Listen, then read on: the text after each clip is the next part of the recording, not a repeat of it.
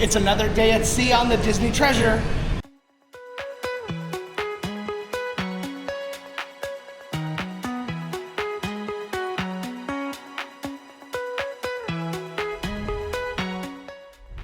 Hey everybody, welcome to the channel. I am Joe, and today we are on our second sea day aboard the Disney Treasure. This is day 5 of the cruise. We're currently in the presence of some mountains as we're passing through the Cuba-ish area on our way to the Bahamas for both Lookout Key and Lighthouse Point and Castaway Key. A very unique itinerary for this one. Depending on when you're seeing this, this might be lost on you already, but a hurricane tore through Jamaica, and while Falmouth, Jamaica was supposed to be our stop today, they were just unable to accept guests right now, and of course, our hearts go out to everybody in Jamaica. Donate if you can to relief and things like that. Disney has pivoted and basically moved this to a sea day, moved tomorrow to Lookout Key. So we still have 4 port stops, and it's a really exciting trip still. But we got a lot going on today. We got our second dinner at 1923. We're gonna get to see the Tale of Moana, and so much more going on today. Yeah, I'm still wearing this. I'm not taking it off. Well, I won't wear it tomorrow because I don't want to wear it around the Bahamas and potentially lose it. But for now, let's go get some breakfast. We started with a quick breakfast at Marceline Market to get a little energy going for the day. I had my usual bacon and eggs with a hash brown. God, they're so good. And Carrie had her usual, more colorful breakfast. So today we're traveling around giving these out. So I made these up so we could tell people that we love their doors. And then we've actually got 3 medals. They're just magnets, but they're medals for the people who do doors goods. So let's go and have a look.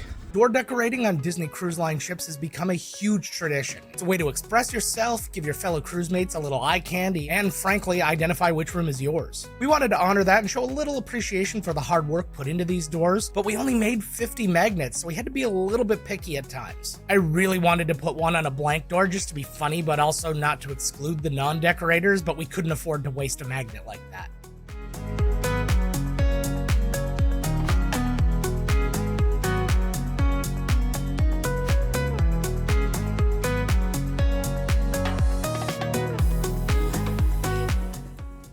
As we travel between floors, we got to take in more of the amazing art in the stairwells. Not gonna lie, this one makes me pretty emotional. It's the Treasure joining the rest of the fleet. I'm sure the Destiny has one similar. Navigating the ship is as easy as knowing what the colors of the carpet are. Here is representative of the aft of the ship, and the red carpet is going to be the forward.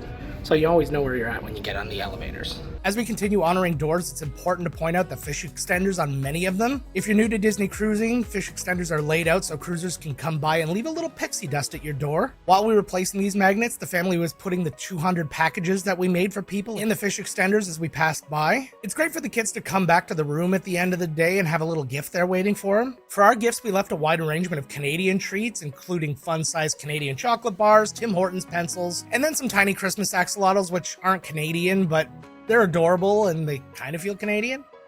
Okay, so we've given out all the We Love Your Door magnets. Now comes the 3 medals. So we're going to convene tonight, I think, and discuss them and decide and give them out tomorrow. If you want to get ahead on the planning for things like that, you can actually go onto Facebook and search a Facebook group for your specific sailing, both the ship and the date. You'll find that hundreds of people have joined, and a lot of people have already organized these kind of things, so they'll tell you what rooms they're in, where you need to go looking for gifts. We were there for the Very Maritime cruise, so we actually did a gift exchange as well. But it's also a great place if you haven't cruised very much and you have questions, you can ask them there, and there's always experienced cruisers that'll be able to help you out. So it's definitely worth looking for.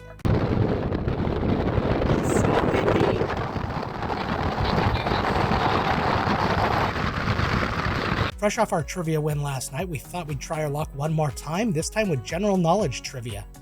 Okay, so we did the general trivia and winners again! It was a good one. It was pretty tough, but I think we got, 16 out of 20?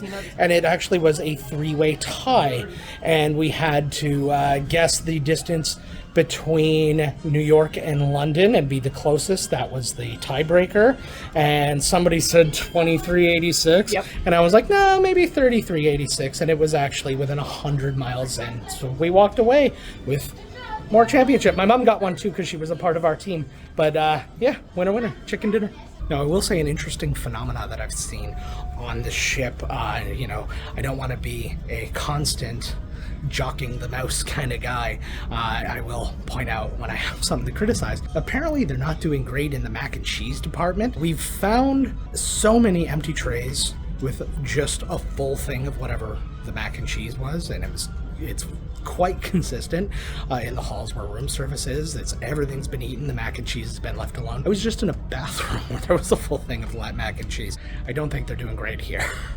I took Carrie for a celebratory drink at Hook's Barbery, which we've tried a few times to get her in since my shave on day 2. While we waited, we took in some of the decorations. This place is packed with Easter eggs for Peter Pan in general and Captain Hook specifically. Mix. And this is for sipping right here, Una. Okay.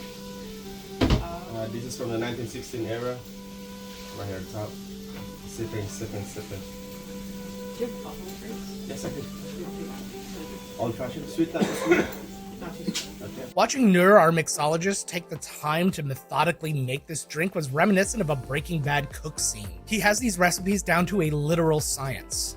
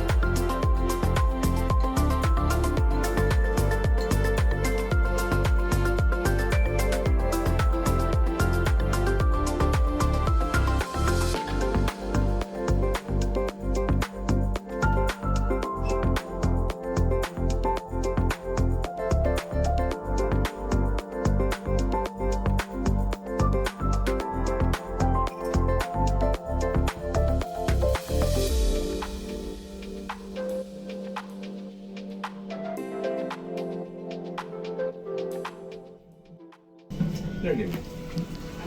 All right. Thank First you time so I see you here. Yeah, we've tried a couple times, but things haven't worked out, so. Ah. Yeah. Okay, so these three are the Yeah, another celebratory drink. Okay.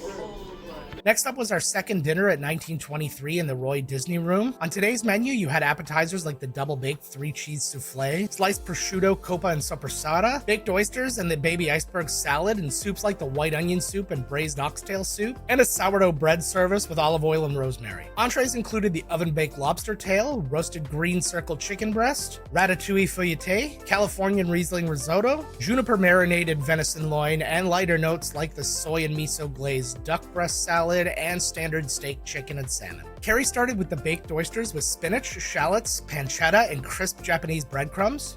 The baked oysters are really good. They're very similar to a Rockefeller, just nice crispy breadcrumb on top, a little lemon from the fresh lemon, some spinach. It was really good. Abby had the double-baked 3-cheese souffle with Roquefort, Gruyere, and goat's cheese with baby leaf spinach. This was a highlight for her on the cruise, and she gave it a 9 out of 10. I had the braised oxtail soup with roasted sweet carrots, celery, thyme, and porcini tortellini.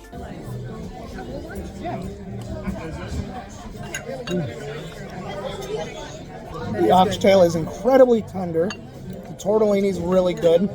There's a little tang in the broth that I'm okay with. I'm not mad about, but yeah, no, it's a tasty soup. Carrie also tried the Belgian endive, radicchio, and escarole lettuce salad with brie cheese, Valencia orange, candied walnut, and aged Jerez vinaigrette, which she called a refreshing dish. For entrees, Abby had the ratatouille feuilleté with pan-roasted eggplant, zucchini, bell pepper, pistou, and basil provincial. She found this really disappointing as she was hoping for a more traditional ratatouille like the one we had on Chefs de France last year. She gave this her lowest score for any entree on the cruise at 3 out of 10. Reese had the pizza with fries and mac and cheese. This mac mac and cheese wasn't as runny as what I was talking about earlier, but it was still the only thing that he didn't finish on his plate. Carrie had the juniper marinated venison loin with Tupelo honey parsnip puree, roasted shallots, heirloom carrots, game chips, and a Napa Valley port wine jus. She said the meat was cooked perfectly and the game chips were light yet flavorful. I had the oven-baked lobster tail. They told me I could order 2 tails, so yes please. It was served with a sun-dried tomato lemon pesto mash, roasted asparagus, and drawn butter. The lobster was rich and not dry, which is a hard task when you're baking lobster in bulk. It was an incredible dish. For dessert, Carrie had the Californian grapefruit cake, which she loved, saying it was very moist and flavorful. Abby had the raspberry vanilla creme brulee, despite its lack of coconut, seeing as she had coconut for every other dessert. This was a close second favorite dessert of hers, and she gave it a 9.5 out of 10. I had the old-fashioned apple pie with braised cinnamon apples and vanilla ice cream. Apple desserts are my absolute favorite, and this pie with its giant apple pieces hit on all cylinders for me. Reese had a Mickey-shaped chocolate chip cookie, which he loved on whimsy alone. Then our server Hernan made him a paper fish out of this kid's menu. You can see by his face that he was impressed. After dinner, we went to the Walt Disney Theater to experience the flagship show on this ship, The Tale of Moana. The play is a condensed retelling of the movie, but told as if it was a story told to the villagers after the fact. This show was absolutely incredible. The stagecraft, the sets, the lack of sets at some points, the lighting effects, the singing, just everything was so good in this play. They did a really good job of condensing this into a sub 1 hour performance. You didn't feel like you lost anything from the movie that made it so beloved. It felt like they were just trimming fat. Even though those parts are good in the movie, it just felt like it was stuff that you can do without if you're going to tell the story. It was just another perfect example of Disney magic at sea. After Moana, Carrie and I headed over to the Periscope Pub so she could try one of the signature beers, the Flappin' Fish Goes from the Terrapin Beer Company.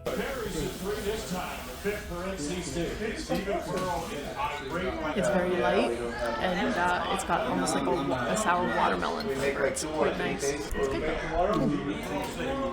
And that was the end of day 5, our day at sea aboard the Disney Treasure. Our final 2 days aboard the Treasure are both port days, and they're both Disney ports. We're going to Lookout Key at Lighthouse Point and Disney's Castaway Key, and I can't wait to share those beautiful places with you and maybe do a little bit of a comparison, so stay tuned. If you enjoyed this video, and if you made it this long, I'd like to hope so. Make sure you go down and hit the like and subscribe, hit the notification bell so you know when I have new videos coming out. Go down and leave a comment. Question for the day: what is your favorite leisurely thing to do when you have a day at sea? But this is where we're gonna wrap up. Thanks so much for watching. I really hope you enjoyed, and until the next one, whatever you do, make it magical.